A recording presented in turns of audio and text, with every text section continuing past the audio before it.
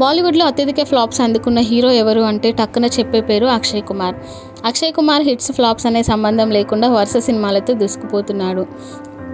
ఏడాదికి 4-5 సినిమాలు చేస్తూ వరుసగా సినిమాలు చేస్తున్నాడు.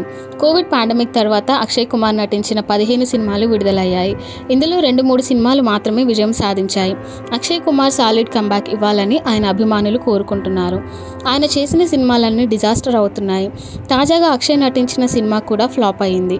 దాంతో అక్షయ్ కుమార్పై విమర్శలు వస్తున్నాయి. తనపై విమర్శల గురించి తాజాగా అక్షయ్ కొన్ని కామెంట్స్ చేశారు. ఈ కామెంట్స్ ఇప్పుడు వైరల్గా మారాయి. అక్షయ్ కుమార్ సినిమాలపై పెట్టుబడి పెట్టిన నిర్మాతలు కష్టాల్లో పడ్డారు.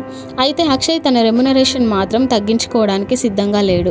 తాజాగా ఆయన మాట్లాడుతూ, ఏది జరిగినా అది మంచికే, నేను ఎక్కువగా ఆలోచించను, ఒత్తిడి తీసుకోను. 4-5 సినిమాలు బాగా ఆడకపోవడంతో చనిపోయినట్టు కాదు. మీరు నాకు సంతాపం తెలుపుతూ మెసేజ్లు చేయకండి అని అక్షయ్ కుమార్ అన్నారు.